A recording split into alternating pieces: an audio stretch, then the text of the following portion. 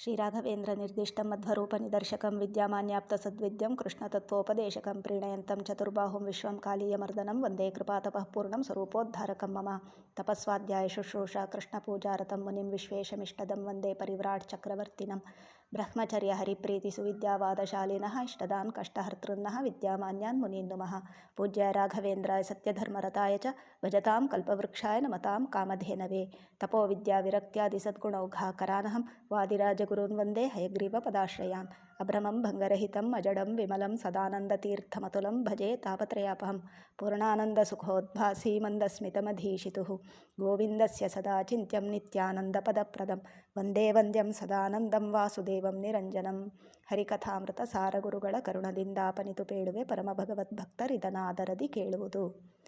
ಶ್ರೀರಮಣಿ ಕರಕಮಲ ಪೂಜಿತ ಚಾರು ಚರಣ ಸರೋಜ ಬ್ರಹ್ಮ ಸಮೀರ ವಾಣಿ ಫಣೀಂದ್ರ ವೀಂದ್ರ ಭವೇಂದ್ರ ಮುಖವಿನುತ ನೀರಜ ಭವ ಅಂಡ ಉದಯ ಸ್ಥಿತಿ ಕಾರಣನೆ ಕೈವಲ್ಯದಾಯಕ ನಾರಸಿಂಹನೆ ನಮಿಪೆ ಕರುಣಿಪುದು ಎಮಗೆ ಮಂಗಳವ ಅಂತ ಮಂಗಳಾಚರಣೆಯ ಸಂಧಿ.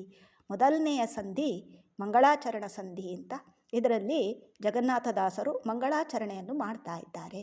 ಮಂಗಳಾಚರಣೆ ಅಂದರೆ ಏನು, ಅದರ ಉದ್ದೇಶ ಏನು ಅಂತ.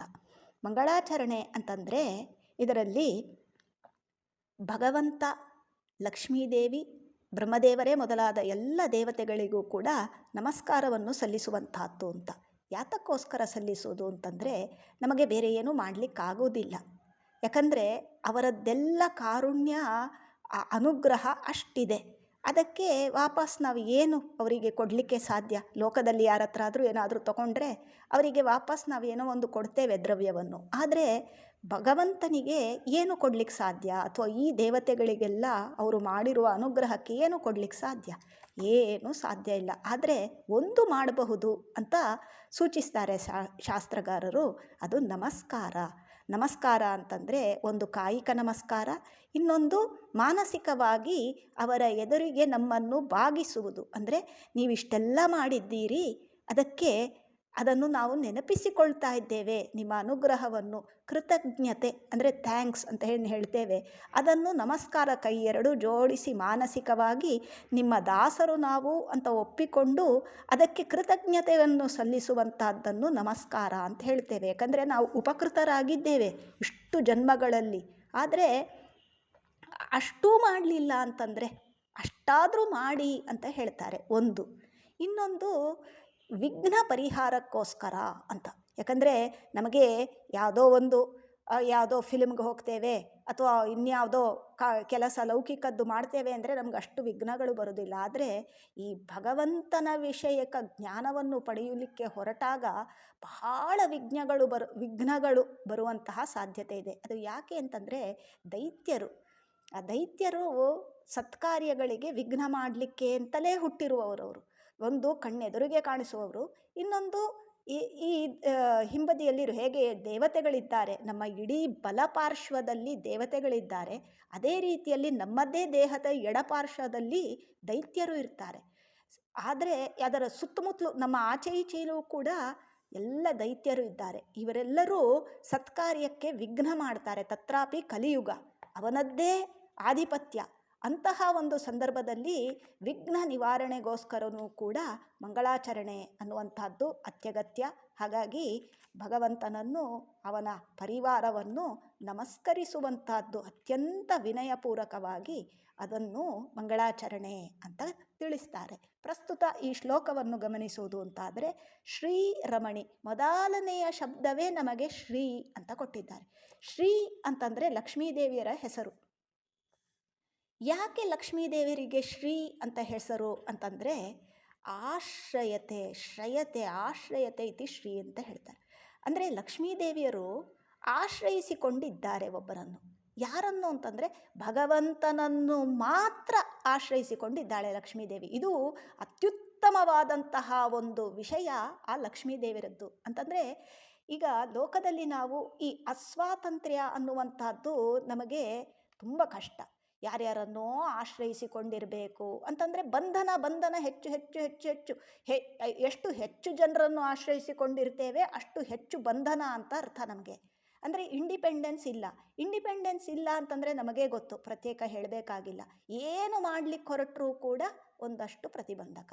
ಲಕ್ಷ್ಮೀದೇವಿಯರು ಹೇಗೆ, ಅವಳು ಭಗವಂತನನ್ನು ಮಾತ್ರ ಆಶ್ರಯಿಸಿಕೊಂಡಿದ್ದಾಳೆ. ಇದು ಬಹಳ ಉತ್ತಮವಾದಂತಹ ಗುಣ. ಯಾಕಂದರೆ ಮತ್ಯಾರ ಹಂಗೂ ಇಲ್ಲ ಲಕ್ಷ್ಮೀದೇವಿಗೆ, ಕೇವಲ ಭಗವಂತ. ನಮಗೂ ಅಂತಹ ಸ್ಥಿತಿ ಬರಬೇಕು. ಅದು ಹೇಗೆ ಬರ್ತದೆ ಅಂತಂದರೆ ಶ್ರೀ ಅಂತ ಆ ಲಕ್ಷ್ಮೀದೇವಿಯರ ಚಿಂತನೆಯಿಂದಾಗಿ ಬರ್ತದೆ. ಅಂದರೆ ಇದಕ್ಕೆ ಏನರ್ಥ ಅಂತಂದರೆ, ನಮಗೆ ಸಂಸಾರದ ಕಟ್ಟುಪಾಡುಗಳಲ್ಲಿ ನಮಗೆ ವಿಹಿತವಾಗಿ ಕೆಲವರನ್ನು ಆಶ್ರಯಿಸಿಕೊಂಡಿರಬೇಕು ಅಂತ ಇದೆ. ಯಾರು ಪತಿಯನ್ನಿರಬಹುದು, ಮಗನನ್ನಿರಬಹುದು, ಅಥವಾ ಜ್ಞಾನಿಗಳನ್ನಿರಬಹುದು. ಹೀಗೆ ಇದು ವಿಹಿತವಾಗಿ ಆಶ್ರಯಿಸಿಕೊಂಡಿರಬೇಕಾದ್ದು. ಆದರೆ ಎಷ್ಟೋ ಬಾರಿ ಯಾರ್ಯಾರನ್ನೋ ಆಶ್ರಯಿಸಿಕೊಂಡಿರುವಂತಹ ಒಂದು ದುರ್ಯೋಗ ಬರ್ತದೆ.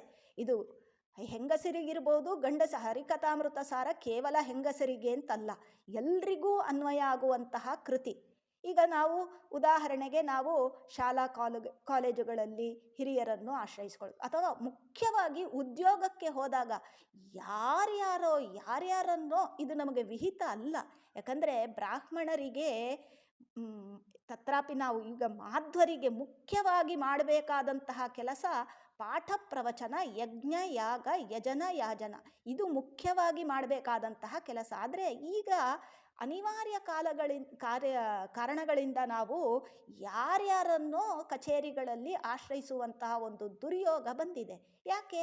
ಫಿನಾನ್ಷಿಯಲ್ ಇಂಡಿಪೆಂಡೆನ್ಸ್ ಇಲ್ಲ, ಫಿನಾನ್ಷಿಯಲ್ ಸೆಕ್ಯೂರಿಟಿ ಇಲ್ಲ. ಅಥವಾ ಮನೆಯಲ್ಲೇ ಕೂಡ ಇನ್ನು ಯಾರ್ಯಾರದ್ದೋ ಹಂಗಿಗೆ ಬಿದ್ದಿದ್ರೆ ಅದು ಕೂಡ ಕಷ್ಟವಾದಂತಹ ಕೆಲಸ.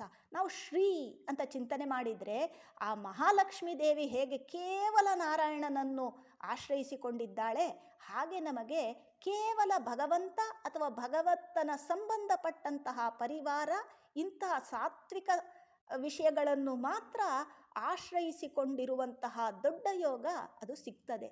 ಅದು ಶ್ರೀ. ಇನ್ನೊಂದು ಶ್ರೀ ಅಂತಂದರೆ ಸತ್ವ, ಶುದ್ಧ ಸತ್ವಗುಣಕ್ಕೆ ಅಭಿಮಾನಿನಿ, ಅವಳನ್ನು ಶ್ರೀ ಅಂತ ಕರೀತಾರೆ. ಶ್ರೀದೇವಿ ಶುದ್ಧ ಸತ್ವ ತತ್ವಕ್ಕೆ ಅಭಿಮಾನಿ ದೇವತೆ. ಹಾಗಾದರೆ ಈಗ ನಮಗೂ ಕೂಡ ನಮಗೇನಾಗಿದೆ, ಆಗಾಗ ಬೇರೆ ಬೇರೆ ಆಸೆಗಳು ಅಂತ ಬರುತ್ತೆ ಅಲ್ಲ. ಭಗವಂತನನ್ನು ತಿಳಿದುಕೊಳ್ಳಬೇಕು ಅನ್ನುವಂತಹ ಆಸೆ, ಅದು ಒಳ್ಳೆಯ ಆಸೆ, ಅದು ಬರಬೇಕು. ಆದರೆ ಲೌಕಿಕವಾಗಿ ಬಹಳ ಆಸೆಗಳು ಅಥವಾ ಬಹಳ ನಮಗೆ ರಜೋಗುಣಗಳಲ್ಲಿ ಪ್ರವೃತ್ತಿ, ತಾಮಸಿಕ ಗುಣಗಳಲ್ಲಿ ಪ್ರವೃತ್ತಿ, ಇನ್ನೊಬ್ಬರನ್ನು ನೋಯಿಸುವಂಥದ್ದು, ಇಂಥದ್ದೆಲ್ಲ ಬರುವಂತಹ ಸಾಧ್ಯತೆ. ಇದೆಲ್ಲ ತಮೋಗುಣ, ರಜೋಗುಣಗಳು. ಹಣದ ಲೋಭ ಇರಬಹುದು, ಇವೆಲ್ಲ, ಅಥವಾ ನಿಷಿದ್ಧವಾದ್ದನ್ನು ಸ್ವೀಕಾರ ಮಾಡುವಂತಹದ್ದು, ಇದೆಲ್ಲ ಬರುತ್ತೆ. ಆದರೆ ಅದನ್ನು ದೂರೀಕರಿಸಿ ಕೇವಲ ಶುದ್ಧವಾದಂತಹ ಸತ್ವಗುಣ ಡೆವಲಪ್ ಆಗಲಿಕ್ಕೆ ಅನುಗ್ರಹ ಮಾಡುವವಳು ಅವಳು ಶ್ರೀ. ಹಾಗಾಗಿ ಮತ್ತೊಂದು ಶ್ರೀ ಅನ್ನುವಂಥದ್ದು ಸಂಪತ್ತು. ಸಾತ್ವಿಕವಾದಂತಹ ಸಂಪತ್ತು ನಮಗೆ ಅದು ಅನುಗ್ರಹ ಆಗಬೇಕು. ಒಂದು ದ್ರವ್ಯ ಸಂಪತ್ತು, ಇಂತಹ ವೈದಿಕ ವಾಂಗ್ಮಯದ ಪರಿಚಯ ನಮಗೆ ಆಗಬೇಕು. ಅದನ್ನು ಸಂಪತ್ತು ಅಂತ ಕರೀತಾರೆ. ಜೊತೆಗೆ ನಮಗೆ ಈ ದೇಹ ದೊಡ್ಡ ಸಂಪತ್ತು ಅಂತ ನೋಡಿದ್ದೇವೆ. ಅದರಲ್ಲಿರುವಂತಹ ಅಂಗಸಂಷ್ಟವ ಚೆನ್ನಾಗಿ ಇರಬೇಕು.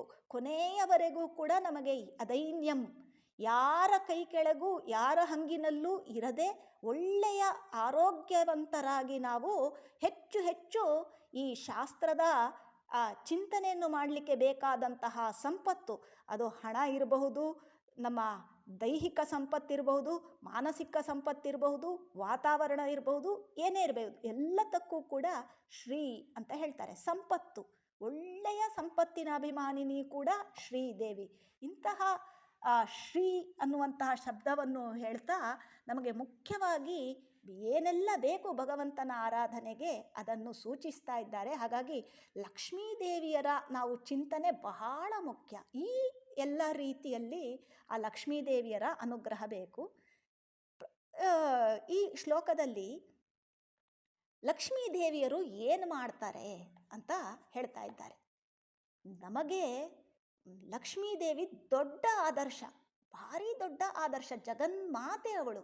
ನಮ್ಮೆಲ್ಲರನ್ನು ಹೇಗೆ ತಾಯಂದರು ನಮ್ಮ ಉದರದಲ್ಲಿಟ್ಟು ನಮಗೆ ಹಾಲುಣಿಸಿ, ಹೆಜ್ಜೆ ಹೆಜ್ಜೆಗೂ ನಾವು ಎಡವಿದಾಗ ಬಿದ್ದಾಗ ನಮ್ಮನ್ನು ಎತ್ತಿ ತಿದ್ದಿ ಮುಂದೆ ನಡೆಸ್ತಾರೆ. ಹಾಗೆ ಆ ಲಕ್ಷ್ಮೀದೇವಿಯರು ಈಗ ಪ್ರಾಣದೇವರು ನಾವು ಮಾಡಿದ್ದೆಲ್ಲ ರಿಪೋರ್ಟನ್ನು ಲಕ್ಷ್ಮೀದೇವಿಯರಿಗೆ ಕೊಟ್ಟಾಗ ಲಕ್ಷ್ಮೀದೇವಿಯರು ಶಿಫಾರಸ್ ಮಾಡ್ತಾರಂತೆ. ಅಂದರೆ ಹೇಗೆ ಲಕ್ಷ್ಮೀದೇವಿ ಈಗ ನಮ್ಮ ತಾಯಂದರು ನಾವು ಗಲೇಜು ಮಾಡಿಕೊಂಡಾಗ ನಮ್ಮ ಮಲವನ್ನೆಲ್ಲ ತೊಳೆದು ಶುದ್ಧ ಮಾಡಿ ಅಪ್ಪನ ಎದುರಿಗೆ ಎಲ್ಲ ಒಳ್ಳೆ ಬಟ್ಟೆ ಹಾಕಿ ಪ್ರಸ್ತುತಪಡಿಸ್ತಾರೆ. ಹಾಗೆ ಲಕ್ಷ್ಮೀದೇವಿ ನಮ್ಮೆಲ್ಲರ ದೋಷಗಳನ್ನೆಲ್ಲ ಪರಿಹಾರ ಮಾಡ್ತಾ ಮಾಡ್ತಾ ಆ ಭಗವಂತನ ಎದುರಿಗೆ ನೋಡಿ ಇವರು ಇಷ್ಟು ಚೆನ್ನಾಗಾಗಿದ್ದಾರೆ ಇಷ್ಟು ಚೆನ್ನಾಗಾಗಿದ್ದಾರೆ ಅಂತ ದೋಷವನ್ನು ದೂರ ಮಾಡಿ ನಮ್ಮನ್ನು ಪ್ರಸ್ತುತಪಡಿಸ್ತಾಳಂತೆ ಲಕ್ಷ್ಮೀದೇವಿ ಭಗವಂತನ ಎದುರಿಗೆ. ಹಾಗಾಗಿ ನಾವು ಲಕ್ಷ್ಮೀದೇವಿಯರಿಗೆ ಮೊದಲ ನಮಸ್ಕಾರ ಮಾಡಬೇಕು ಅಂತ. ಅಂದರೆ ಒಂದು ಎಂತಹ ಲಕ್ಷ್ಮೀದೇವಿ ಅಂತ ಕೇಳಿದಾಗ ಅವಳು ಏನು ಮಾಡ್ತಾ ಇರ್ತಾಳೆ, ಇದು ನಮ್ಮ ಜೊತೆ ಇರಬಹುದು ಅವಳ ವ್ಯವಹಾರ. ಅವಳು ಶುದ್ಧ, ಅವಳ ಮೂಲ ಸ್ವರೂಪದಲ್ಲಿ ಅವಳು ಏನು ಮಾಡ್ತಾ ಇರ್ತಾಳೆ ಅಂತಂದರೆ ಶ್ರೀರಮಣಿ ಕರಕಮಲ ಪೂಜಿತ.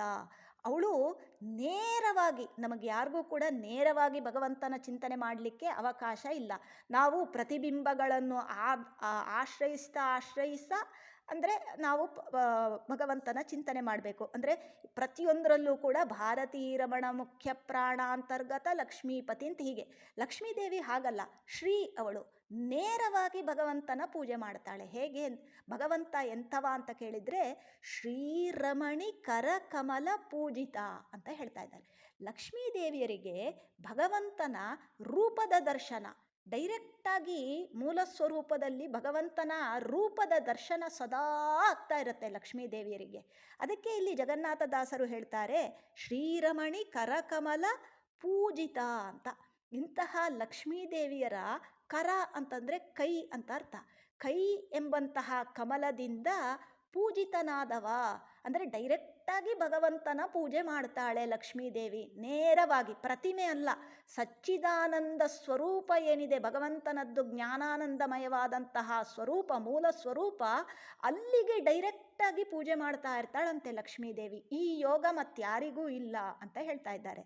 ಮತ್ತೆ ಎಂತಹ ಪಾದ, ಅದರಲ್ಲೂ ಲಕ್ಷ್ಮೀದೇವಿ ಪಾದಗಳಿಗೆ ಲಕ್ಷ್ಮೀದೇವಿಯೇ ಭಗವಂತನ ಪಾದಕ್ಕೆ ಪೂಜೆ ಮಾಡ್ತಾ ಇದ್ದಾಳೆ ಅಂತ ಹೇಳ್ತಾ ಇದ್ದಾರೆ. ಎಂತಹ ಪಾದ ಅಂತಂದರೆ ಚಾರು ಚರಣ. ಚಾರು ಅಂದರೆ ಬಹಳ ಚಂದದ ಮನೋಹರವಾದಂತಹ ಚರಣಗಳಿಗೆ ಲಕ್ಷ್ಮೀದೇವಿ ಪೂಜೆ ಮಾಡ್ತಾ ಇದ್ದಾಳೆ. ಇಂತಹ ಲಕ್ಷ್ಮೀದೇವಿಯಿಂದ ಪೂಜಿತ ಭಗವಂತ ಅಂತ ಹೇಳ್ತಾ ಇದ್ದಾನೆ. ಮತ್ತೆ ಪೂಜೆ ಮಾಡುವುದು ಯಾರು ಅಂತ, ಯಾರಿಗೆ ಯಾರಿಂದ ಏನೋ ಬೇಕೋ ಅವರು ಅಂಥವರನ್ನು ಪೂಜೆ ಮಾಡ್ತಾರೆ. ಹಾಗಾಗಿ ಭಗವಂತನಿಗೆ ಲಕ್ಷ್ಮೀದೇವಿಯ ಅಪೇಕ್ಷೆ ಇಲ್ಲ, ಆದರೆ ಲಕ್ಷ್ಮೀದೇವಿಗೆ ಭಗವಂತನ ಅಪೇಕ್ಷೆ ಇದೆ. ಅಂದರೆ ತುಂಬ ಇಷ್ಟಪಡ್ತಾಳಂತೆ ಲಕ್ಷ್ಮೀದೇವಿ ಭಗವಂತನನ್ನು, ಯಾವಾಗಲೂ ಅವನ ಗುಣಗಳನ್ನು ತಿಳ್ಕೊಳ್ಳಿಕ್ಕೆ ಅಪೇಕ್ಷೆ ಪಡ್ತಾಳೆ. ಹಾಗಾಗಿ ಲಕ್ಷ್ಮೀದೇವಿಯಿಂದ ಪೂಜಿತನಾದವ ಭಗವಂತ ಅಂತ. ಮತ್ತು ಈ ವರಮಹಾಲಕ್ಷ್ಮಿ ಅದರಲ್ಲೆಲ್ಲ ಮಾಡುವಾಗ ಕೇವಲ ಲಕ್ಷ್ಮೀದೇವಿಯನ್ನು ಪೂಜೆ ಮಾಡುವವರು ಬಹಳ ಜನ ಇದ್ದಾರೆ. ಇದನ್ನು ಮಾಡಬಾರ್ದು ಅಂತ ಹೇಳ್ತಾರೆ. ಯಾಕಂದರೆ ಲಕ್ಷ್ಮೀದೇವಿನೇ ತಗೊಳ್ಳೋದಿಲ್ಲ, ಲಕ್ಷ್ಮಿಯ ಒಟ್ಟಿಗೆ ಭಗವಂತನನ್ನು ಮರೆಯದೆ ಪೂಜೆ ಮಾಡಬೇಕು ಯಾವುದೇ ಲಕ್ಷ್ಮೀದೇವಿಯ ವ್ರತ. ಯಾಕಂದರೆ ಅವಳು ಭಗವಂತನನ್ನು ಬಿಟ್ಟೇ ಇರುವುದಿಲ್ಲ. ಹಾಗಾಗಿ ಇದು ನಮಗೆ ಒಂದು ಎಚ್ಚರ ಅಂತ. ಚಾರು ಚರಣ ಸರೋಜ ಅಂತ ಹೇಳ್ತಾ ಇದ್ದಾರೆ. ಶ್ರೀರಮಣಿ ಕರಕಮಲ ಪೂಜಿತ ಚಾರು ಚರಣ ಸರೋಜ ಅಂತ. ಸರೋಜ ಅಂದರು ಪಾದಕಮಲ, ಚಾರು ಚರಣ ಸರೋಜ ಅಂತಂದರೆ ಅತ್ಯಂತ ಮನೋಹರವಾದಂತಹ ಭಗವಂತನ ಪಾದಕಮಲಗಳು ಅಂತ ಅರ್ಥ. ಇಂಥದ್ದಕ್ಕೆ ಲಕ್ಷ್ಮೀದೇವಿಯರು ಪೂಜೆ ಮಾಡ್ತಾ ಇದ್ದಾರೆ ಅಂತ. ಅಂದರೆ ಇಲ್ಲಿ ಕಮಲ ಶಬ್ದ ಯಾಕೆ ಪ್ರಯೋಗ ಮಾಡ್ತಾ ಇದ್ದಾರೆ ಅಂತಂದರೆ ಇಬ್ಬರೂ ನಿರ್ಲಿಪ್ತ. ಕಮಲನ್ನು ಯಾವಾಗ ಹೇಳ್ತಾರೆ ಅಂದರೆ ಒಂದು ಚಂದವಾಗಿರ್ತದೆ, ಅರಳಿಕೊಂಡಿರ್ತದೆ ಯಾವಾಗಲೂ ಅಂತ. ಈಗ ನಮಗೆ ದೇವರ ಪೂಜೆ ಮಾಡುವಾಗ ಅಯ್ಯೋ ಮಾಡಬೇಕಲ್ಲ ಅಂತ ಅಲ್ಲ, ಅರಳಿಕೊಂಡು ಇರುತ್ತೆ. ಅಂದರೆ ಲಕ್ಷ್ಮೀದೇವಿಯರು ಯಾವಾಗಲೂ ಆ ಭಗವಂತನನ್ನು ಪೂಜೆ ಮಾಡಲಿಕ್ಕೆ ತತ್ಪರರಾಗಿರ್ತಾಳೆ, ಅವರಿಗೆ ಬೋರ್ ಇಲ್ಲ. ಇದು ನಮಗೆ ಆದರ್ಶ. ನಮಗೆ ದೇವರ ಪೂಜೆ ಮಾಡುವಾಗಲೇ ಬೋರ್ ಬರ್ತದೆ, ಆದರೆ ಭಗವಂತನ ಪೂಜೆ ಮಾಡುವಾಗ ಲಕ್ಷ್ಮೀದೇವಿ ಅರಳಿಕೊಂಡಿದ್ದಂತಹ, ಹೇಗೆ ಕಮಲ ಅರಳಿಕೊಂಡಿರ್ತದೆ ಹಾಗೆ ಅರಳಿಕೊಂಡು ಖುಷಿಯಲ್ಲಿ ವೈಭವದಲ್ಲಿ ಆ ಭಗವಂತನ ಪೂಜೆ ಮಾಡ್ತಾಳೆ. ಭಗವಂತನ ಪಾದವನ್ನು ಸರೋಜ ಅಂತ ಹೇಳಿದ್ದಾರೆ. ಯಾಕೆ ಅಂತ ಕೇಳಿದರೆ ಲಕ್ಷ್ಮೀದೇವಿ ಪ್ರತ್ಯೇಕವಾಗಿ ಅದು ಕೊಡು ಇದು ಕೊಡು ಅಂತ ಭಗವಂತನನ್ನು ಕೇಳಲಿಕ್ಕೆ ಪೂಜೆ ಮಾಡುವವಳಲ್ಲ. ಲಕ್ಷ್ಮೀದೇವಿ ಸಹಜವಾಗಿ ಪ್ರೀತಿ, ಅತ್ಯಂತ ಪ್ರೀತಿಯಿಂದ ಭಗವಂತನ ಪೂಜೆ ಮಾಡ್ತಾರೆ. ಆದ್ದರಿಂದಲೇ ಭಗವಂತನ ಆ ಕಮಲಗಳು ಪಾದವೂ ಕೂಡ ಕಮಲದಂತೆ ಅರಳಿಕೊಂಡಿದೆ ಅಂತ ತಿಳಿಸುವುದಕ್ಕೆ ಎರಡೂ ಕಡೆಗಳಲ್ಲಿ ಆ ಒಂದು ಕಡೆ ಕಮಲ, ಇನ್ನೊಂದು ಕಡೆ ಸರೋಜ ಅಂದರೆ ಅರಳಿಕೊಂಡಿರುವಂತಹದ್ದು ಅಂತ ಒಂದರ್ಥ. ಇನ್ನೊಂದು ಕಮಲದ ಎಲೆಯ ಮೇಲೆ ಆ ದಳದ ಮೇಲೆ ನೀರು ಹಾಕಿದರೆ ಬಿಂದು ಅದು ಹರಿದುಕೊಂಡು ಹೋಗಿಬಿಡ್ತದೆ, ಅಂಟಿಕೊಳ್ಳುವುದಿಲ್ಲ. ಅದೇ ರೀತಿಯಲ್ಲಿ ಇಲ್ಲಿ ಅವಳ ಕೈ ಕಮಲ ಅಂತ ಹೇಳಿದ್ರು. ಯಾಕೆ? ನಿರ್ಲಿಪ್ತಳಾದವಳು. ಅವಳಿಗೆ ಈ ಬ್ರಹ್ಮಾಂಡದ ಒಂದು ಯಾವುದರಿಂದಲೂ ಕೂಡ ಅವಳಿಗೆ ಏನೂ ಆಗಬೇಕಾಗಿಲ್ಲ, ಅಂದರೆ ಕಂಪ್ಲೀಟ್ ಅಂತ ಅರ್ಥ. ಅಂದರೆ ಶಿ ಹ್ಯಾಸ್ ನೋ ಡಿಸೈರ್, ಅವಳು ನಿರ್ಲಿಪ್ತಳಾದವಳು ಅಂತ. ಭಗವಂತನ ಪಾದ ಅಂತೂ ಇನ್ನು ಕೇಳುವುದೇ ಬೇಡ. ಅವನು ನಿರ್ಲಿಪ್ತನಾದವ, ಇಡೀ ನಮ್ಮ ಪ್ರಪಂಚಕ್ಕೆ ಎಲ್ಲವನ್ನೂ ಬೇಕಾದರೆ ಕೊಡುವವ ಹೊರತು ಅವನಿಗೆ ಯಾವುದು ಲಕ್ಷ್ಮಿಯಿಂದಲೇ ಎಕ್ಸ್ಪೆಕ್ಟೇಷನ್ ಇಲ್ಲ ಅವನಿಗೆ ಅಂತ ತೋರಿಸುವುದಕ್ಕೋಸ್ಕರ ಆ ಚರಣವನ್ನು ಸರೋಜ ಅಂದರೆ ಇಂತಹ ದಂಪತಿಗಳು ಜಗನ್ಮಾತೆ ಲಕ್ಷ್ಮಿ, ಜಗತ್ ಪಿತೃ ಮಾತೃಗತಿಯಾದಂತಹ ಆ ಭಗವಂತ ಅಂತ ಹೇಳ್ತಾ ಇದ್ದಾರೆ ಜಗನ್ನಾಥಾಸರು. ಅಂದರೆ ಇಂತಹ ಉತ್ತಮರಾದವರನ್ನು ನಮಸ್ಕಾರ ಮಾಡದೆ ಇರಲಿಕ್ಕಾದರೂ ಹೇಗೆ ಮನಸ್ಸು ಬರುತ್ತೆ ಅನ್ನುವಂತಹ ದೃಷ್ಟಿಯಲ್ಲಿ ನಮ್ಮನ್ನು ಎಬ್ಬಿಸ್ತಾರೆ ಜಗನ್ನಾಥದಾಸರು ಈ ಮಂಗಳಾಚರಣೆಯಲ್ಲಿ. ಇನ್ನು ಎಂಥವ ಭಗವಂತ ಅಂತಂದರೆ ಎಷ್ಟೆಷ್ಟು ಜನರಿಂದ ವಿನುತ ಅಂತ ಶಬ್ದ ಮಾಡಿದ್ದಾರೆ. ಲಕ್ಷ್ಮೀದೇವಿಯರಿಂದ ಪೂಜಿತ ಈ ಬ್ರಹ್ಮ ಸಮೀರ ವಾಣಿ ಫಣೀಂದ್ರ ವೀಂದ್ರ ಭವೇಂದ್ರ ಮುಖ ವಿನುತ. ವಿನುತ ಅಂತಂದರೆ ಸ್ತೋತ್ರ ಮಾಡುವುದು ಅಂತ ಅರ್ಥ, ಅಂದರೆ ಸ್ತೋತ್ರ ಮಾಡಲ್ಪಟ್ಟವ ಅಂತ ಅರ್ಥ. ಇದು ಕೂಡ ಶಾಸ್ತ್ರದ ವಿಷಯ, ಅಂದರೆ ಸ್ವಲ್ಪ ಡೆಪ್ತಿನ ವಿಷಯ. ಲಕ್ಷ್ಮೀದೇವಿಯರಿಗೆ ಕಣ್ಣಿಗೆ ರೂಪಗೋಚರ ಭಗವಂತ, ಬ್ರಹ್ಮಾದಿ ದೇವತೆಗಳಿಗೆ ಇನ್ನೂ ಕೂಡ ಲಿಂಗದೇಹ ಇದೆ, ಆದ್ದರಿಂದ ಶಬ್ದಗೋಚರ ಭಗವಂತ ಅನ್ನುವಂತಹ ಒಂದು ಶಾಸ್ತ್ರದ ವಿಷಯವನ್ನು ತೋರಿಸ್ತಾ ಇದ್ದಾರೆ. ಅಂದರೆ ಪೂಜಿತ ಲಕ್ಷ್ಮೀದೇವಿಯರಿಗೆ ನೇರ ಕಾಣಿಸ್ತಾನೆ ಪೂಜಿತ, ಬ್ರಹ್ಮಾದಿ ದೇವತೆಗಳು ಶಬ್ದದಿಂದ ಪೂಜೆ ಮಾಡ್ತಾರೆ, ಹಾಗಾಗಿ ವಿನುತ ಅಂತ ಹೇಳ್ತಾ ಇದ್ದಾರೆ. ಅಂದರೆ ಅಲ್ಲಿ ತಾರತಮ್ಯ ಅನ್ನುವಂಥದ್ದನ್ನು ನಾವು ಸ್ಪಷ್ಟವಾಗಿ ತಿಳ್ಕೊಳ್ಬೇಕು ಅಂತ. ತಾರತಮ್ಯ ಅಂದರೆ ಪಾರ್ಶಿಯಾಲಿಟಿ ಅಥವಾ ವ್ಯತ್ಯಾಸ ಅಂತ ಅರ್ಥ ಅಲ್ಲ. ತಾರತಮ್ಯ ಅಂದರೆ ಯಾರ್ಯಾರು ಯಾವ್ಯಾವ ಪಟ್ಟದಲ್ಲಿದ್ದಾರೆ ಅದನ್ನು ಸ್ಪಷ್ಟವಾಗಿ ತಿಳಿಸಿಕೊಳ್ಳುವುದು. ಅದು ಆ ಮುಖ್ಯಪ್ರಾಣದೇವರ ಒಂದು ದೊಡ್ಡ ಅನುಗ್ರಹ, ಆಚಾರ್ಯ ಮಧ್ವರದ್ದು, ನಮ್ಮ ಮಾಧ್ವಶಾಸ್ತ್ರದ್ದು ಅಂತ. ಇದು ನಾವು ಅಗತ್ಯವಾಗಿ ತಿಳ್ಕೊಳ್ಬೇಕು ಅಂತ. ಯಾರ್ಯಾರಿಂದ ಪೂಜೆ ನಂತರದ ತಾರತಮ್ಯ ಹೇಗೆ ಅಂತಂದರೆ ಬ್ರಹ್ಮದೇವರು, ಸಮೀರ ವಾಯುದೇವರು ಇವರಿಬ್ಬರೂ ಒಂದೇ ಕಕ್ಷಾದಲ್ಲಿ ಬರ್ತಾರೆ. ವಾಣಿ ಅಂತಂದರೂ ಜೊತೆಗೆ ಭಾರತಿ ಅಂತಲೂ ಇಟ್ಕೊಳ್ಬೇಕು. ವಾಣಿ ಹಾಗೂ ಭಾರತಿ ಇವರು ಎರಡನೇ ಬ್ರಹ್ಮದೇವರ ನಂತರದ ಕಕ್ಷಾದಲ್ಲಿ ಬರ್ತಾರೆ. ಫಣೀಂದ್ರ ಅಂತಂದರೆ ಶೇಷದೇವರು, ವೀಂದ್ರ ಮುಖ ವಿನುತ, ವೀಂದ್ರ ಭವೇಂದ್ರ ಅಂತಂದರೆ ಇಂದ್ರದೇವರು ಅಂತ ಅರ್ಥ. ಮುಖ ವಿನುತ ಅಂದರೆ ಇವರೇ ಮೊದಲಾದಂತಹ ದೇವತೆಗಳಿಂದ ವಿನುತ ಅಂತಂದರೆ ಸ್ತೋತ್ರ ಮಾಡಲ್ಪಟ್ಟಿದ್ದಾನೆ ಅಂತ.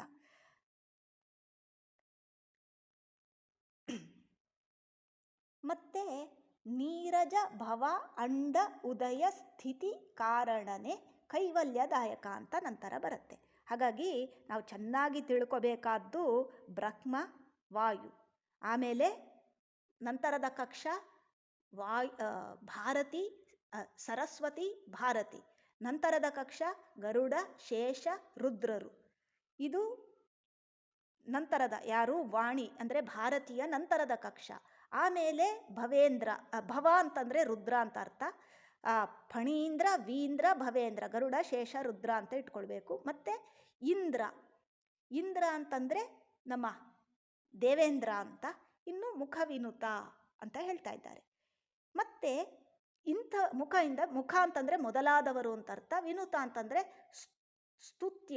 ಸ್ತೋತ್ರ ಮಾಡಲ್ಪಟ್ಟವ ಅಂತ ಅರ್ಥ. ಇಲ್ಲಿ ಸಂಪೂರ್ಣ ತಾರತಮ್ಯವನ್ನು ತೆರೆದಿಡ್ತಾ ಇದ್ದಾರೆ. ಅಂದರೆ ಬ್ರಹ್ಮ ಸಮೀರ ವಾಣಿ ಫಣೀಂದ್ರ ವೀಂದ್ರ ಮುಖ ವಿನುತ ಅಂತ ತಾರತಮ್ಯವನ್ನು ತೆರೆದಿಡ್ತಾ ಇದ್ದಾರೆ. ನಂತರ ನೀರಜ ಭವ ಅಂಡ ಉದಯ, ನೀರಜ ಅಂತಂದರೆ ನೀರನ್ನು ಮೊದಲು ಸೃಷ್ಟಿ ಮಾಡಿದ ಭಗವಂತ. ನೀರಜ, ನೀರಿನಲ್ಲಿ ಜ ಹುಟ್ಟಿದ್ದು ಅಂದರೆ ಕಮಲ ಅಂತ ಅರ್ಥ. ಅಂದರೆ ಭಗವಂತನ ನಾಭಿಯೇ ಕಮಲ, ನಾಭಿಯಿಂದ ಬ್ರಹ್ಮದೇವರು ಸೃಷ್ಟಿತರಾದ್ರಲ್ಲ, ಹಾಗೆ ನಾಭಿಯಿಂದ ಕಮಲ, ಕಮಲದಲ್ಲಿ ಬ್ರಹ್ಮದೇವರು, ಬ್ರಹ್ಮದೇವರಿಂದ ಅಂಡ ಅಂತಂದರೆ ಬ್ರಹ್ಮಾಂಡ ಅಂತ ಅರ್ಥ. ನೀರಜ ಭವ ಅಂಡ, ಬ್ರಹ್ಮದೇವರ ಅಂಡ ಅಂದರೆ ಬ್ರಹ್ಮಾಂಡ ಅಂತ ಅರ್ಥ. ಈ ಇಡೀ ಬ್ರಹ್ಮಾಂಡದ ಉದಯ ಮತ್ತು ಸ್ಥಿತಿ ಅಂತಂದರೆ ಸೃಷ್ಟಿ ಮತ್ತು ಸ್ಥಿತಿ, ಇದಕ್ಕೆ ಕಾರಣನಾದವ ಅಂತ. ಎಲ್ಲ ಇದಕ್ಕೆ ಸೃಷ್ಟಿಗೆ ಕಾರಣನಾದವ ಭಗವಂತ ಅಂತ. ಅಂದರೆ ಕೆಲವು ಶಾಸ್ತ್ರಕಾರರು ಹೇಳ್ತಾರೆ ಭಗವಂತನೇ ಈ ಪ್ರಪಂಚ ಆಗಿಬಿಟ್ಟ ಅಂತ ಒಂದು ಅಬದ್ಧವಾದಂತಹ ಶಾಸ್ತ್ರ ಇದೆ. ಅದನ್ನು ಹೇಳುವಾಗ ನಾವು ಕುಂಬಾರ ಹಾಗೂ ಮಡಿಕೆಯ ಒಂದು ಚಿಂತನೆ ಮಾಡಬೇಕು. ಕುಂಬಾರನ ಸ್ಥಾನದಲ್ಲಿ ಭಗವಂತ ಇದ್ದಾನೆ, ಮಣ್ಣು ಮಡಿಕೆಯಾಗಿ ಆಗ್ತದೆ ವಿನಃ ಕುಂಬಾರನೇ ಮಡಿಕೆ ಆಗುವುದಿಲ್ಲ. ಕುಂಬಾರ ಅಂದರೆ ಪಾಟ್ ಮೇಕರ್ ಯಾರಿರ್ತಾನೆ ಅವನು ಮಡಿಕೆಯನ್ನು ಮಾಡುವವ ಹೊರತು ಅವನೇ ಮಡಿಕೆ ಆಗಿಬಿಡುವುದಿಲ್ಲ ಅಂತ ಇಲ್ಲಿ ಪರಶಾಸ್ತ್ರದ ನಿರಾಕರಣೆ ಇದೆ. ಹಾಗೆ ಉದಯ, ನೀರಜ ಭವ ಅಂಡ ಉದಯ, ಸ್ಥಿತಿ. ಉದಯ ಅಂದರೆ ಸೃಷ್ಟಿ, ಸ್ಥಿತಿ ಅಂತಂದರೆ ಎಕ್ಸಿಸ್ಟೆನ್ಸ್ ಅಂದರೆ ಪ್ರೆಸೆಂಟ್ ಟೆನ್ಸ್, ಇದೆರಡಕ್ಕೂ ಕಾರಣನಾದವ ಭಗವಂತ. ಮತ್ತೆ ಕೈವಲ್ಯದ ಸೃಷ್ಟಿ ಹಾಗೂ ಸ್ಥಿತಿಗೆ ಕಾರಣ ಅಂತ ಇಟ್ಟುಕೊಂಡ್ರೆ ಮತ್ತೆ ಎಲ್ಲ ಏನು ಪ್ರಳಯ, ನಾಶ, ಜ್ಞಾನ ಕೊಡುವಿಕೆ, ಅಜ್ಞಾನ ಕೊಡುವಿಕೆ, ನಿಯಮನ, ಈ ಎಲ್ಲತನ್ನೂ ಕೂಡ ಅದರ ಜೊತೆಗೆ ಅಂದರೆ ಸೃಷ್ಟಿಯಾದಿ ಅಷ್ಟಕರ್ತೃತ್ವ ಅಂತ ಹೇಳ್ತಾರೆ. ಈ ಎಲ್ಲ ಥರದ್ದು ಒಮ್ಮೆ ಸೃಷ್ಟಿ ಅಂತ ಹೇಳಿದಾಗ ಅಲ್ಲಿ ಎಲ್ಲ ಥರದ್ದು ಸೃಷ್ಟಿ ಬರುತ್ತೆ. ಜ್ಞಾನ ಬಂತು, ಜ್ಞಾನ ಹುಟ್ಟಿತು, ಜ್ಞಾನದ ಸೃಷ್ಟಿ, ಮಗು ಹುಟ್ಟಿತು, ಮಗುವಿನ ಸೃಷ್ಟಿ, ಮಡಕೆ ಹುಟ್ಟಿತು, ಮಡಿಕೆ ಈ ಏನೆಲ್ಲ ಸೃಷ್ಟಿ ಅಂತ ಮಾಡ್ತೇವೆ ಅದೆಲ್ಲ ಏನೋ ಒಂದು ಮಷೀನ್ ಮಾಡಿದರೂ ಕೂಡ ಅದು ಕೂಡ ಭಗವಂತನ ನಿಯಮನೆಯಿಂದಲೇ ಆಗುವಂಥದ್ದು, ನಮ್ಮದ್ದು ಏನೂ ಇಲ್ಲ ಅಂತ ತಿಳಿಸ್ಲಿಕ್ಕೆ ಸೃಷ್ಟಿ. ಮತ್ತು ಅದರ ಪಾಲನೆ, ಸ್ಥಿತಿ ನಡ್ಕೊಂಡು ಹೋಗ್ತಾ ಇದೆ ಪ್ರಪಂಚ, ಅದು ಸ್ಥಿತಿ. ಮತ್ತು ಅವೆರಡನ್ನು ಯಾವಾಗ ಸೃಷ್ಟಿ ಸ್ಥಿತಿ ಆಗಿದೆ, ಸೃಷ್ಟಿಯ ಪೂರ್ವ ಸ್ಥಿತಿ ಏನು, ಇಲ್ಲದೇ ಇದ್ದು ಬಂದದ್ದು ಅಂತಂದರೆ ಏನರ್ಥ, ಪ್ರಳಯ ಆಗಿರಬೇಕು ಅಂತಲೇ ಅರ್ಥ. ಹಾಗಾಗಿ ಅದು ಅಂಡರ್ಸ್ಟುಡ್ ಅಂತ ಹೇಳ್ತಾ ಇದ್ದಾರೆ. ಇನ್ನು ಕೈವಲ್ಯದಾಯಕ ಅಂತ ಒಂದು ಶಬ್ದ ಪ್ರಯೋಗ ಮಾಡಿದ್ದಾರೆ. ಕೈವಲ್ಯ ಶಬ್ದಕ್ಕೆ ಅರ್ಥ ಮೋಕ್ಷ ಅಂತ ಅರ್ಥ. ಸಂಸ್ಕೃತದಲ್ಲಿ ಕೈವಲ್ಯ ಶಬ್ದಕ್ಕೆ ಮೋಕ್ಷ ಅಂತ ಅರ್ಥ. ಈ ಶಬ್ದವನ್ನು ಒಂಚೂರು ನಾವು ಎಕ್ಸ್ಟ್ರಾಪುಲೇಟ್ ಮಾಡೋದು ಅಂತಾದರೆ ಕೈವಲ್ಯ ಶಬ್ದಕ್ಕೆ ಮೋಕ್ಷ ಅಂತ ಅರ್ಥ ಇದೆ. ಆದರೆ ಇದನ್ನು ಹೇಗೆ ಪ್ರತ್ಯೇಕವಾಗಿ ಕೈವಲ್ಯದಾಯಕ ಅಂತ ಹೇಳಿದ್ರು ಅಂತಂದರೆ, ಭಗವಂತ ಏನು ಮಾಡ್ತಾನೆ, ಪರಂಪರೆಯ ಇವಾಗ ಬ್ರಹ್ಮಾದಿ ದೇವತೆಗಳ ಕೈಯಲ್ಲಿ ಸೃಷ್ಟಿ ಇತ್ಯಾದಿಗಳನ್ನೆಲ್ಲ ಮಾಡಿಸ್ತಾನೆ. ಆದರೆ ಮೋಕ್ಷದ ಡಿಪಾರ್ಟ್ಮೆಂಟನ್ನು ಮಾತ್ರ ಭಗವಂತ ಸ್ವತಃ ತಾನೇ ಇಟ್ಕೊಂಡಿದ್ದಾನೆ. ಅದಕ್ಕೋಸ್ಕರ ಕೈವಲ್ಯದಾಯಕ ಅಂತ ಸೆಪರೇಟಾಗಿ ಹೇಳಿದ್ದಾರೆ. ಹಾಗಾಗಿ ಈ ಕೃತಿಯ ಈ ಶ್ಲೋಕದಲ್ಲಿ ಮೋಕ್ಷವನ್ನು ಸೂಚಿಸ್ತಾ ಇದ್ದಾರೆ. ಯಾರು ಭಗವಂತ ಅಂದರೆ ಮೋಕ್ಷವನ್ನು ನಮಗೆ ಕೊಡುವವ ಭಗವಂತ. ಅಂದರೆ ಇಲ್ಲೂ ಕೂಡ ತುಂಬ ಶಾಸ್ತ್ರಗಳಿದ್ದಾವೆ. ಅಜ್ಞಾನ ಹೊರಟೋದ್ರೆ ಮೋಕ್ಷ ಬಂದುಬಿಡುತ್ತೆ ಅಂತ ತುಂಬ ಜನ ಹೇಳ್ತಾರೆ. ಅಂದರೆ ಉದಾಹರಣೆಗೆ ಲಿಂಗದೇಹವನ್ನು ಅಜ್ಞಾನ ಅಂತ ಇಟ್ಕೊಂಡ್ರೆ, ಅವಿದ್ಯಾ ಅಂತ ಇಟ್ಕೊಂಡ್ರೆ, ಲಿಂಗದೇಹ ಸರಿದು ಹೋದ ಕೂಡಲೇ ನಮ್ಮ ಸ್ವರೂಪಾನಂದ ಇದೆ ಅಲ್ವಾ, ಅದು ಪ್ರಕಟ ಆಗಿಬಿಟ್ಟು ಆಟೋಮೆಟಿಕ್ ಸಿಕ್ಬಿಡುತ್ತೆ ಅಂತಂದರೆ ಸಿಗುವುದಿಲ್ಲ. ಆ ಭಗವಂತ ಆ ಆನಂದ ಇವನಿಗೆ ಸಿಗಲಿ ಅಂತ ಸಂಕಲ್ಪ ಮಾಡಬೇಕು. ಆನಂದದ ಅನುಭವ ಆಗಲಿ ಅಂತ ಅವನು ಇಚ್ಛಾರೂಪ ಪ್ರಸಾದ ಕೊಟ್ಟರೆ ಮಾತ್ರ ಉಣ್ಲಿಕ್ಕೆ ಆಗತ್ತೆ ಹೊರತು, ಇತರ ಮತೀಯರು ಹೇಳುವ ಹಾಗೆ ಅಜ್ಞಾನ ಹೊರಟು ಹೋದ ಕೂಡಲೇ ಜ್ಞಾನ ಬಂದ್ಬಿಡ್ತು, ಆನಂದ ಆಗೋಯ್ತು ಅಂತ ಆಗೋದಿಲ್ಲ. It is not automatic. ಅಲ್ಲಿ ಭಗವಂತ ಬೇಕೇ ಬೇಕು ಅಂತ ಹೇಳ್ತಾರೆ. ಅದನ್ನು ತಿಳಿಸುವುದಕ್ಕೋಸ್ಕರ ಕೈವಲ್ಯದಾಯಕ. ಅಲ್ಲ, ಈ ಕೈವಲ್ಯ ಅನ್ನೋದರಲ್ಲಿ ಅದು ಹೇಗೆ ಬಂತು ಅಂದರೆ, ಕೇವಲ ಅನ್ನುವಂಥ ಶಬ್ದಕ್ಕೆ ಸಂಬಂಧಿ ಕೈವಲ್ಯ ಅಂತ ನಾವು ಇಟ್ಕೊಂಡ್ರೆ, ಕೇವಲ ಅಂತಂದರೆ ಏಕೈಕ, ಭಗವಂತ ಮಾತ್ರ ಮೋಕ್ಷವನ್ನು ಕೊಡುವವ ಅಂತ ಒಂದು. ಅಲ್ಲ, ಅಲ್ಲಿ ಅವನು ಮಾತ್ರ ಮೋಕ್ಷವನ್ನು ಕೊಡ್ತಾನೆ. ನಮಗೆ ಹೇಗೆ ಇದನ್ನು ಅಪ್ಲೈ ಮಾಡ್ಕೊಳ್ಳೋದು ಅಂತಂದರೆ, ನಾವು ಏನು ಮಾಡಬೇಕು, ನಾವು ನಿತ್ಯ ಹೇಳ್ಕೊಳ್ತೇವೆ ಕೇವಲ ಅಂತಂದರೆ ಮುಖ್ಯ ಅಂತಂದರೂ ಒಂದೇ ಅರ್ಥ. ನಾವೇನು ಮಾಡಬೇಕು, ಅತ್ಯುತ್ತಮವಾದದ್ದು ಏನದು, ಕೇವಲ ಮೋಕ್ಷ. ಲೋಕದಲ್ಲಿ ಸಿಗುವಂಥ ಯಕ್ಕಶ್ಚಿತ್ ಆನಂದಗಳು ಅದು ಮುಖ್ಯವಾದ ಆನಂದ ಅಲ್ಲ. ಕೇವಲ ಅನ್ನುವಂಥದ್ದು ಅಂದರೆ ಮುಖ್ಯವಾಗಿ ದ ಒನ್ ಆ್ಯಂಡ್ ಓನ್ಲಿ ಅಂತ ಏನು ಹೇಳ್ತಾರೆ, ಅದು ಮೋಕ್ಷ. ಆ ಮೋಕ್ಷವನ್ನು ಕೊಡುವವ ಭಗವಂತ ಅಂತ ನಾವು ಚಿಂತನೆ ಮಾಡಬೇಕಂತೆ. ಇನ್ನೊಂದು, ಆ ಚಿಂತನೆಗೆ ನಾವು ಏನಂತ ಉಪಾಸನೆ ಮಾಡಬೇಕು? ಯಥಾ ಉಪಾಸ್ಯತೆ ತಥೈವ ಭವತಿ ಅಂತ ಶಾಸ್ತ್ರದ ಮಾತಿದೆ. ನಾವು ಯಾರನ್ನಾದರೂ ಹೇಗೆ ಉಪಾಸನೆ ಮಾಡ್ತೇವೆ ಅದು ನಮಗೆ ಸಿಗ್ತದೆ. ನಿನ್ನ ಹತ್ರ ನೀನು ಬಹಳ ಚಂದದವ, ನೀನು ಬಹಳ ಅಂದರೆ ಒಬ್ಬರನ್ನು ಹೊಗಳಿದ್ರೆ ಅದು ಕೊಡ್ತಾರೆ ಅಂತ. ಭಗವಂತ ಅಷ್ಟು ಚಿಕ್ಕ ಲೆವೆಲ್ಲಿಗೆ ನಾನು ಜಸ್ಟ್ ಅನಾಲಜಿ ಕೊಡ್ತಾ ಇರೋದಷ್ಟೇ. ಈಗ ಬಹಳ ಅವನನ್ನು ಅನ್ಯಥಾ ಶರಣಂ ನಾಸ್ತಿ ತ್ವಮೇವ ಶರಣಂ ಮಮ ಅಂತ ನಾವು ಚಿಂತನೆ ಮಾಡಬೇಕು. ಕೇವಲ ನೀನೇ, ಹರಿಯೇ ಸರ್ವೋತ್ತಮ, ಹರಿ ಸರ್ವೋತ್ತಮ ಅಲ್ಲ, ಹರಿಯೇ ಸರ್ವೋತ್ತಮ, ನೀನೇ ಮುಖ್ಯ ಅಂತ ಚಿಂತನೆ ಮಾಡಿದಾಗ, ಕೇವಲ ಮುಖ್ಯ ಅಂತ ಚಿಂತನೆ ಮಾಡಿದಾಗ ನಮಗೆ ಆ ಕೈವಲ್ಯವನ್ನು ಕೊಡ್ತಾರೆ ಭಗವಂತ ಅಂತ ಈ ಶಬ್ದದ ಒಳಗೆ ಅಡಗಿದೆ ಅಂತ ತಿಳ್ಕೊಳ್ಬಹುದು. ಇನ್ನು ನಾರಸಿಂಹನೆ ನಮಿಪೆ ಕರುಣಿಪುದು ಯಮಗೆ ಮಂಗಳವ. ಇಲ್ಲಿ ನಾರಸಿಂಹ ಅಂತ ಶಬ್ದ ಪ್ರಯೋಗ ಮಾಡಿದ್ದಾರೆ. ನರಸಿಂಹ ಅಂತಲ್ಲ, ನಾರಸಿಂಹ. ಈ ಶಬ್ದದಲ್ಲಿ ಏನಂತ ಅರ್ಥ ಬರ್ತದೆ ಅಂದರೆ ನ ಪ್ಲಸ್ ಅರ ಪ್ಲಸ್ ಸಿಂಹ ಅಂತ ಈ ಶಬ್ದವನ್ನು ಬಿಡಿಸಿಕೊಂಡ್ರೆ, ಅರ ಅಂತಂದರೆ ಎರರ್ ಅಂತ ಅರ್ಥ, ಅಂದರೆ ದೋಷ ಅಂತ ಅರ್ಥ. ನ ಅರ ಅಂತಂದರೆ ಎರರ್ ಇಲ್ಲ, ದೋಷ ಇಲ್ಲ ಅಂತ ತಿಳ್ಕೊಳ್ಬೇಕು. ದೋಷ ಇಲ್ಲದ ಪರಮಾತ್ಮ ಅನ್ನೋದಕ್ಕೆ ನರಸಿಂಹ ಅಂತ ಶಬ್ದ ಪ್ರಯೋಗ ಮಾಡ್ತಾರೆ. ಅಂದರೆ ಈಗ ಒಬ್ಬ ವ್ಯಕ್ತಿ ಲೋಕದಲ್ಲಿ ಯಾರೋ ಇದ್ದಾನೆ, ಅವನಿಗೇನೆ ಮೋಕ್ಷ ಸಿದ್ಧ ಆಗಿಲ್ಲ, ಅವನು ಹೇಗೆ ನಮಗೆ ಮೋಕ್ಷ ಕೊಡಲಿಕ್ಕೆ ಸಾಧ್ಯ? ಈಗ ನಮ್ಮಲ್ಲಿರುವಂತಹ ದೋಷ ಪರಿಹಾರ ಆಗಬೇಕು ಅಂತಂದರೆ ಸ್ವಯಂ ಅವನಲ್ಲಿ ದೋಷ ಇರಬಾರ್ದು. ಈಗ ನಮಗೆ ಒಬ್ಬರು ಜ್ಞಾನ ಕೊಡ್ತಾರೆ, ಇವಾಗ ನಮ್ಮ ಜ್ಞಾನಿಗಳೆಲ್ಲ ಇದ್ದಾರೆ, ಅವರು ನಮಗೆ ಜ್ಞಾನ ಕೊಡ್ತಾರೆ ಅಂತಂದರೆ ಅವರಲ್ಲಿ ಅಜ್ಞಾನ ಹೋಗಿದೆ ಅಂತ ಅರ್ಥ. ಅಂದರೆ ನಮಗೆ ಎಷ್ಟು ಜ್ಞಾನ ಕೊಡ್ತಾರೆ ಆ ವಿಷಯಗಳಲ್ಲಿ ಅವರಿಗೆ ಅಜ್ಞಾನ ಇಲ್ಲ ಅಂತ ಅರ್ಥ. ಅದೇ ರೀತಿಯಲ್ಲಿ ಹೇಗೆ ಭಗವಂತ ನಮಗೆ ದೋಷ ದೂರ, ನಮ್ಮಲ್ಲಿ ಇದ್ದಂತಹ ಲಿಂಗದೇಹವನ್ನು ಭಂಗ ಮಾಡಬೇಕು ಅಂತಾದರೆ ಅವನಲ್ಲಿ ಸ್ವಯಂ ಲಿಂಗದೇಹ ಇಲ್ಲ, ದೋಷ ಇಲ್ಲ, ಪಾಪ ಇಲ್ಲ, ಅವೆಲ್ಲ ಯಾವುದೇ ರೀತಿಯಾದಂತಹ ದೋಷ ಇಲ್ಲ ಅನ್ನೋದನ್ನು ತಿಳಿಸೋದಕ್ಕೋಸ್ಕರ ನಾರಸಿಂಹ ಅಂತ ಶಬ್ದ ಪ್ರಯೋಗ ಮಾಡಿದ್ದಾರೆ.